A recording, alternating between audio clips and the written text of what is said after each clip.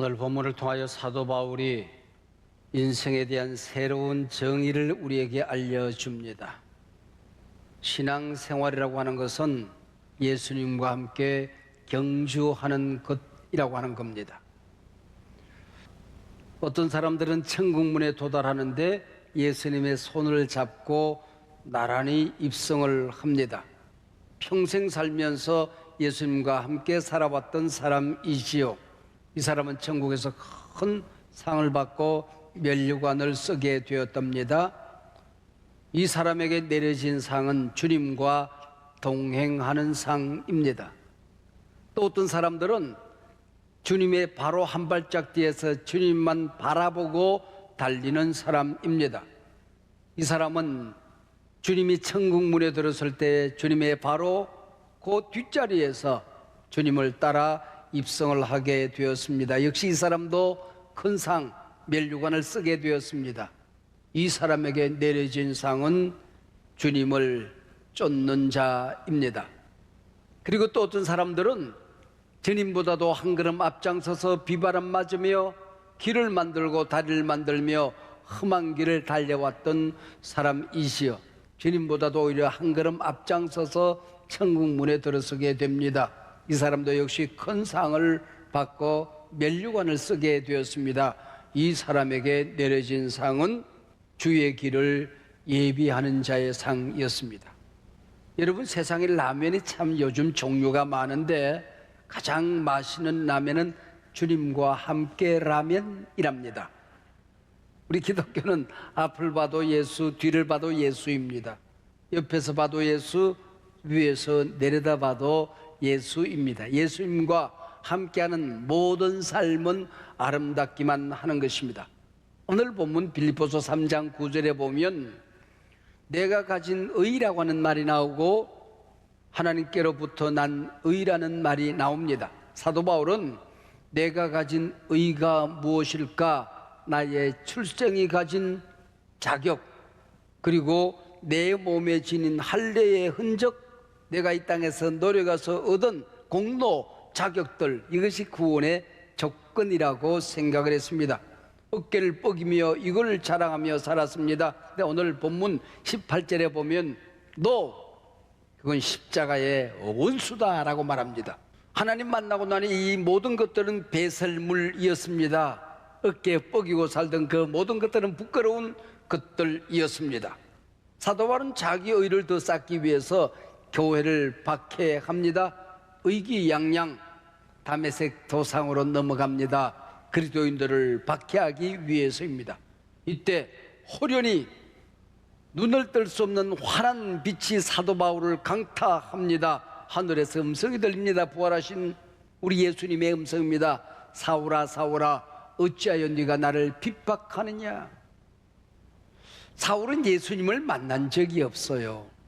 사도 바울은 교회를 핍박했습니다. 근데 우리 예수님은 네가 왜 내 교회를 핍박하느냐 묻지 않습니다. 네가 왜 나를 핍박하느냐라고 묻는 겁니다. 이 순간 사도 바울의 위대한 신학적인 코페르니쿠스적인 변화가 일어나게 되는 것입니다. 예수님에 대한 재발견, 교회에 대한 재발견입니다. 그리고 사도 바울은 교회를 핍박했는데 바로 그 교회가 주님의 몸이라고 하는 거죠. 교회를 사랑하는 것은 주님을 사랑하는 것입니다. 교회를 박해하는 것은 주님을 박해하는 것이다. 교회가 바로 주님이라는 교회에 대한 재발견이었던 것이죠. 바울은 다메섹 도상 주님을 만나고 난 다음에 눈을 뜰 수가 없었습니다. 사람들의 손에 이끌려 다메섹에 들어가자 아나니아라는 선지자가 사도 바울을 기다리고 있습니다. 안수하여 눈을 뜨게 만듭니다. 눈에 비늘이 벗겨지고 눈이 열려지게 된 것입니다. 그곳에서 세례를 받습니다. 세례를 받은 다음에 사도 바울은 아라비아 사막으로 들어가서 3년 동안 주님을 묵상하게 되는 것입니다. 주님이 누구인가? 그 내용이 오늘 본문 문이 열려지는 10절 말씀입니다. 예수는 도대체 누구인가? 그분이 다메섹 도상에서 하늘에 벼락을 내려서 나를 죽였다고 할지라도 나는 할 말이 없는 존재였습니다. 그곳에서 내 인생이 끝장났다고 할지라도 나는 할 말이 없는 존재였습니다. 그런데 예수님께서 자기를 살려주셨습니다. 교회를 핍박하던 자기 자신을 교회를 세우는 일에 사용하시겠다고 하는 것입니다. 그리스도를 알고자 했습니다. 두 번째는 그분이 십자가에 달려 돌아가셔서 내 죄를 담당하셨답니다. 나를 용서하셨답니다. 그 십자가가 왜 내 죄를 용서하는 것인가? 그 십자가 가지고 있는 신비를 알고 싶었던 것이지요. 부활의 권능을 알고 싶었습니다. 주님은 살아계시다고 한다면 그 부활과 나와는 무슨 상관이 있단 말인가? 그러면 나는 이방인의 사도로 부름을 받아서 무엇을 증거하며 살아야 된단 말인가? 십자가를 증거하고 부활을 증거하면 교회가 세워지고 이 땅에 하나님 나라가 임한단 말인가? 그런 결론을 내립니다. 예스! 그렇다. 그래서 사도 바울의 캐리그마 복음은 예수님의 십자가 그리고 부활의 권능이었던 것이죠. 10절에서 알고자 하는 이 말은 대단히 중요한 말입니다. 누가복음 1장 34절에 보면은 천사가 마리아에게 나타납니다. 이때에 마리아가 천사에게 대답합니다. 내가 남자를 알지 못하니, 여기 알다 라고 하는 말은 히브리어 야다, 헬라의 기노스코 그렇게 되어 있습니다. 이 똑같은 말이 창세기 4장 1절에 나옵니다. 아담이 그의 아내와 동침함에 야다입니다. 예수와 한 몸이 되어서 알아가는 것이 바로 야다인 것입니다. 이미 사도 바울은 부활하신 예수님을 만났습니다. 지금은 예수 부활이 나와 무슨 상관이 있단 말인가? 부활을 믿고 증거하도록 나를 부르셨다는 것인가? 이 부활을 증거할 때 내가 세상을 변화시킬 수 있을 것인가 하는 것입니다. 우리 모두 예수를 믿습니다. 그래서 예수를 안다고 생각을 합니다. 근데 똑같이 예수를 믿고 예수를 아는데 그 깊이가 달라요. 그 아는 크기가 달라요. 그 높이가 달라요. 요셉 47장에 보면은 세상이 다 사막화되어지고 모든 바다가 다 초토화되어질 때에 성전에서 말씀 성령의 생수가 흘러 넘칩니다. 그리고 성전에 물이 가득히 고여지는 환상을 에스겔이 보게 됩니다. 에스겔이 걸었을 때 발목까지 물이 차오릅니다. 그리고는 또 물이 흘러 넘치더니 그 다음에 그랬더니 무릎까지, 그 다음에는 허리까지, 그 다음에는 물이 온 성전에 가득하여 능히 헤엄치지 않고는 발이 땅에 닿지 않는 것입니다. 이 물이 세상을 향하여 쏜살같이 달려가게 되는 것입니다. 사막에 이 물이 흐르자 온 사막이 생명으로 넘쳐나게 되는 것입니다. 초목이 무성하게 되는 것입니다. 모든 나무들이 과목으로 바뀌어지게 되는 것이고 사시사철 신비한 열매가 맺혀지게 되는 것입니다. 여러분 똑같이 신앙생활을 해요. 똑같이 예배를 드려요. 성경을 공부해요. 교회 각종 프로그램에 참여해요. 은혜 받는 크기가 얼마만 할까요? 자기 믿음만큼 받는 거예요. 자기가 성경을 깨닫는 것만큼 받는 것입니다. 그 말씀을 사모하는 목마른 만큼 은혜를 받더라고요. 이번 주 토요일에 우리가 성령 수양을 합니다. 똑같이 성령을 경험하게 될 것입니다. 은사를 많은 분들이 받고 치유를 경험하게 될 것입니다. 근데 그 깊이가 다르고 크기가 다르게 은혜를 받더라는 것입니다. 얼마만큼? 각자 믿음의 크기만큼 받더라는 거예요. 이 바로 알고자 이 말입니다. 예수님을 더 잘, 더 많이, 더 깊이, 더 알고 싶어서 다른 박질을 나는 한다. 사도 바울의 고백입니다. 근데 달려가는데 영적인 이 달리기에 걸림돌이 있다는 것을 발견하게 된 것이죠. 지금까지 자기가 사랑했던 그 모든 것들은 주님을 향하여 달려가는데 이것이 배설물에 불과하다는 것을 버릴수록 시원하다는 사실을 발견하게 되는 것입니다. 그리고 뒤에서 나를 붙잡고 늘어지는 게 있다는 것입니다. 그래서 사도 바울은 뒤에 있는 것은 잊어버리고 그렇게 말합니다. 언제나 마귀는 과거를 기억나게 만들어요. 그리고 지난날의 모든 잘못된 것을 집착하게 만드는 것입니다. 과거의 죄, 상처, 실수를 들추어냅니다. 그리고 나를 괴롭혀요. 지난날의 약점들을 자꾸 기억나게 만들어서 열등감에 사로잡혀 살도록 만듭니다. 이게 마귀가 하는 일입니다. 그러나 성령님은 달려갈 표대를 보여주십니다. 그 부름의 상을 우리에게 보여주십니다. 그리고 주님이 나와 함께 계시다는 사실을 보여주는 것입니다. 꼬린 지점을 보여주는 거예요. 그래서 오늘 본문 13절은 이렇게 기록합니다.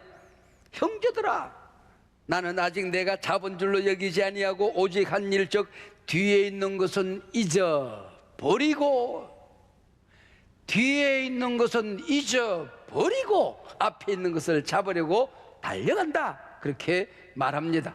자동차를 운전하다 보면 우리는 백미를 잠시 봅니다. 초보 운전자들은 뒤를 못 봐요. 운전대에 매달려서 앞만 보고 갑니다. 그러나 노래는 운전자는 뒤를 잠시 봅니다. 왜요?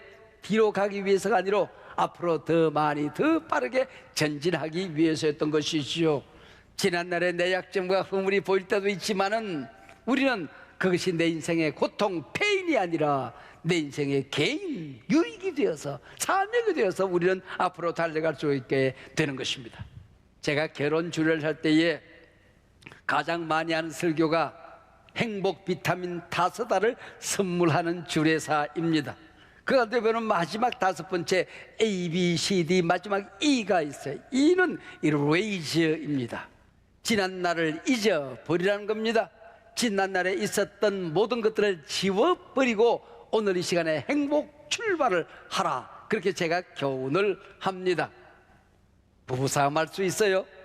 그러나 한번 메뉴로 올린 어젠다는 다시는 언급하지 않는 것입니다. 한번 부부싸움을 하고 나면 다시는 내 입에 담지 않아야 되는 것입니다. 뒤에 있는 것은 잊어버리고입니다. 뭘 잊어버릴까요? 무엇보다 첫째, 과거의 허물과 실수, 죄와 상처를 우리는 잊어버려야 하는 것입니다. 예수 안에서 구속의 피로 과거의 모든 죄와 상처가 씻김 받았음을 믿고 이 시간에 잊어버리시기를 바랍니다. 여러분의 죄가 세상에서 용서받을 수 없는 죄라고 할지라도 주님께서는 그것을 짓밟았다, 그것을 번쩍 들어서 용서의 바다에 던졌습니다.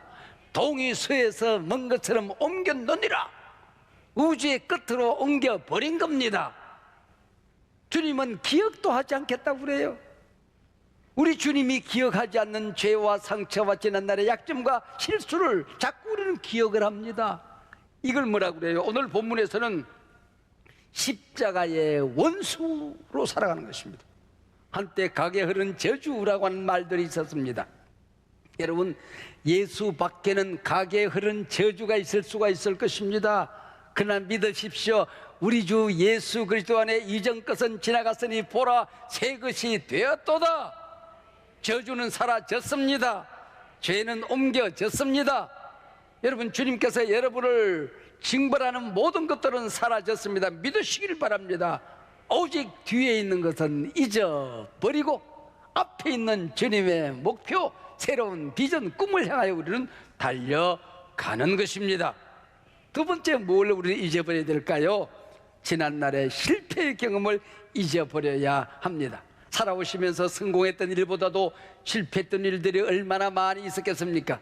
그러나 실패에 사로잡히면 성공을 붙잡을 수가 없는 것입니다.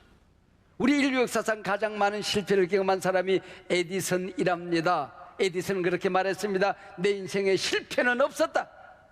이 길로 가면 안 된다는 다른 사람보다도 더 많은 경험이 있을 뿐이다 라고 말했습니다.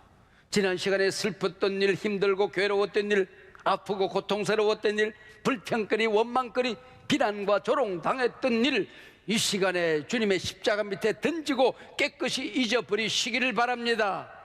우리 주 예수 그리스도 안에서 좋은 일이 일어나게 될 것입니다. 우리 주님 하나님의 사랑 안에서, 성령 안에서 생각지도 못했던 새로운 경험들과 은혜들이 일어나게 될 줄로 믿으시기를 바랍니다. 세 번째는 지난날의 성공, 그리고 교회와 이웃을 위한 수고와 헌신, 공로 보따리를 잊어버리시기를 바랍니다. 지난날에 큰 은혜를 받았다고 할지라도 거기에 꽁꽁 매여 있으면 더 큰 은혜가 찾아오지 않습니다. 여러분, 교회를 위해서 많은 봉헌을 했다고 할지라도 그거 잊어버리세요. 교회 구석구석 어려운 자리에서 수고하고 했었다 할지라도 그것조차도 잊어버리세요. 밖에 나가서 사회적인 약자들을 어디 가서 뭘 도우고 어디 가서 뭘 도우고 그것도 잊어버리세요. 자꾸 그게 생각나면 여러분이 벌써 교만해지고 있는 것입니다. 뿐만 아니라 그 순간 당신은 섭섭증에 걸려 넘어질 수가 있는 것입니다.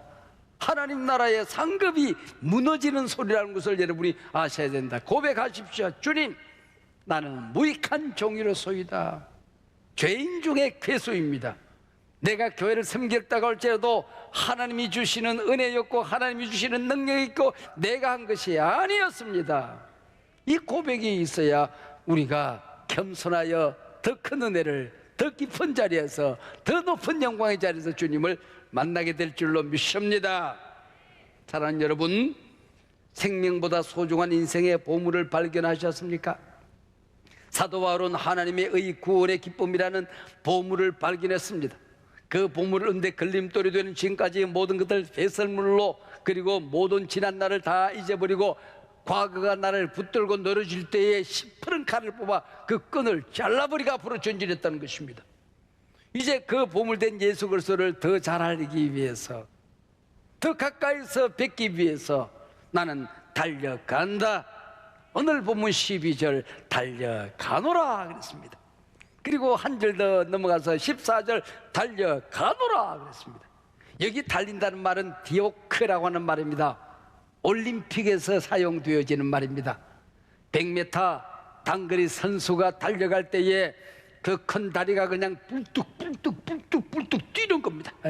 그리고 가까이서 여러분 카메라를 가지고 이 달리는 사람 보면은 그냥 달리는 것 같지는 않아요. 온 얼굴 근육이 이게 얼마나 뛰는지 뿔뚝 이러고 뛰어요. 그렇게 해서 전심전력하여 달려가노라 디오코입니다. 여러분, 사도 바울하고 예수님하고 누가 더 먼저 태어났을까요? 제가 계산해 보니까 거의 같은 해에 태어났어요. 예수님은 33년을 사시고 십자가에 달려 돌아가셨습니다. 사도 바울은 66년을 살고 네로 황제에게 순교를 당했습니다. 이 빌립보서를 기록할 당시가 62, 3세 되었을 때입니다. 그러니까 앞으로 남은 생애가 2, 3년, 막 길어야 한 4년 정도 남았을 의한 말년의 기간이었습니다. 그리고 사도 바울은 지금 어디에 있어요? 감옥에 갇혀 있어요. 자신은 올림픽 선수처럼 지금 달린다는 말이 어울리기나 하는 말입니까? 내가 평생을 달려왔다. 이제 나이도 들었고 몸도 약해지고 앞도 잘 안 보여. 좀 쉬면서 갈 거야. 그게 훨씬 더 어울리는 말 아닙니까? 근데 왜 사도 바울은 그의 인생 말년 달려야 했을까요? 인생을 달리기라고 왜 정의를 내렸을까요? 기억하세요. 우리 인생의 목표는 하나님의 자녀들, 그리스도인, 신앙인의 표되는 목표는 이 땅에 있지 않기 때문입니다. 우리 그리스도인들이 달려가는 목표, 표대, 이걸 피니스라고 해요. 여기서 피니시 라인, 꼬린점이 여기서 나온 것입니다. 목표, 여기서 나온 거예요. 내 숨이 끊어지고 눈을 떠서 발견되어지는 피니시 라인, 꼬린점, 이 말은 성경에 나오는 종말, 끝나라는 말과 같은 말입니다. 우리가 달려가야 될 피니시 라인은 나이가 들었다고 멈출 수 있는 곳이 아닙니다.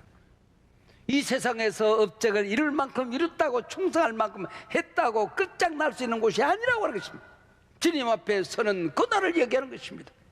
내 인생이 끝나는 날 내가 우뚝 서야 될 자리는 하나님 앞, 우리 주님 예수님 그분 앞입니다. 내 인생의 목표는 예수께서 내게 맡겨진 그 사명, 그 표대를 이루는 것입니다. 중간 계산은 없습니다. 죽을 때까지 뛰는 것입니다. 오늘이 내 인생의 마지막 날이라고 할지라도 죽음을 통하여 멋지게 달려가는 법을 배워야 됩니다. 죽는 순간도 끝이 나는 게 아닙니다. 죽음을 통해서도 우리는 멋진 사역자로 죽어야 합니다. 죽음도 하나님의 종으로 죽어야 됩니다. 하나님의 자녀로 죽을 줄 알아야 됩니다. 죽음도 달리는 시간입니다. 가장 멋지게 달리는 시간이 그 시간임을 기억해야 할 것입니다. 바울 자신만 종말을 향해 달리는 것이 아닙니다. 너희도 나와 같이 달리라고 얘기하고 있는 것입니다.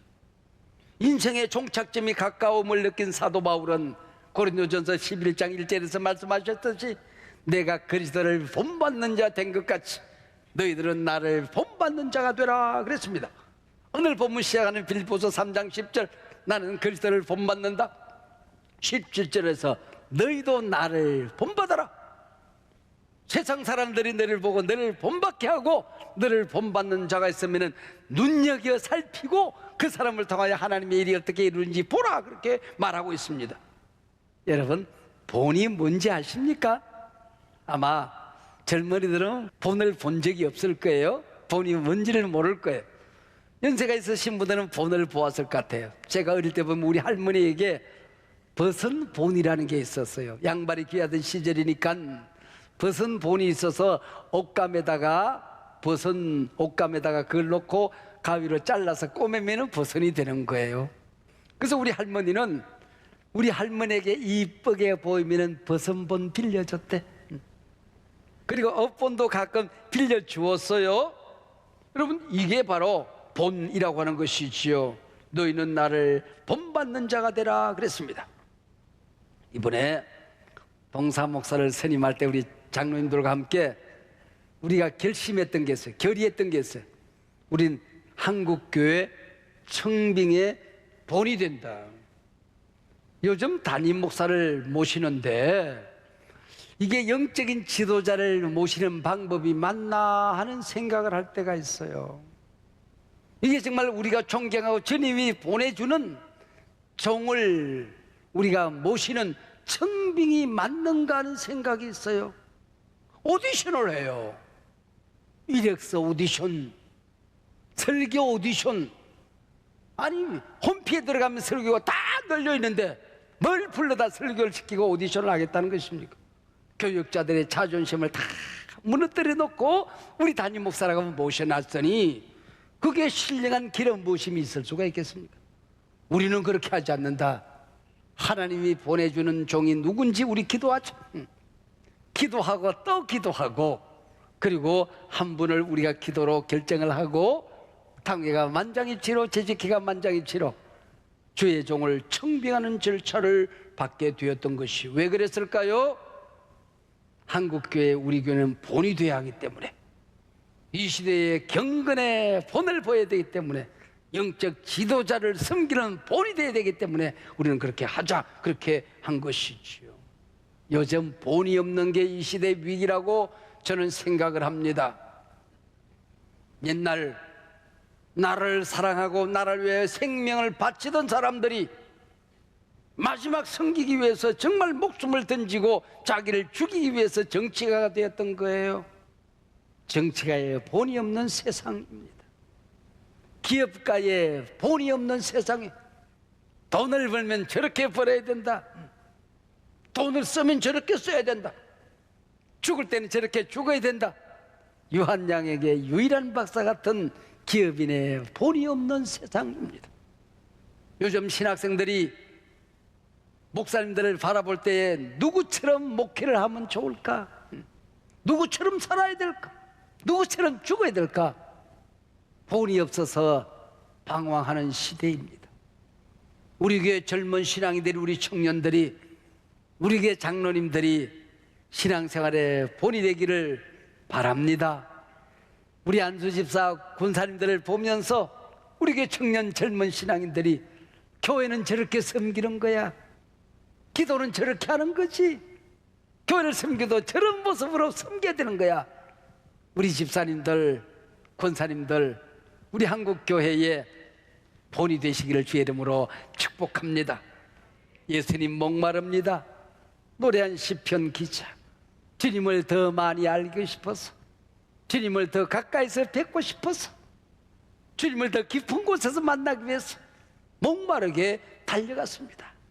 시편 42편, 목마른 사슴이 시냇물을 찾아 헤매듯이 내가 주를 찾기에 갈급하나이다 노래했습니다. 금보다 귀한 나의 주님, 내게 만족 주신 주, 당신만이 나의 기쁨, 또한 나의 참 보배. 그 보배를 여러분 발견하고 그 보배를 얻은 기쁨에 살아가며 그 보배를 더 많이 간직하기 위해서 그 보배를 더 많이 나누기 위해서 살아가는 복된 성도님들이 되시기를 주의 이름으로 축원합니다.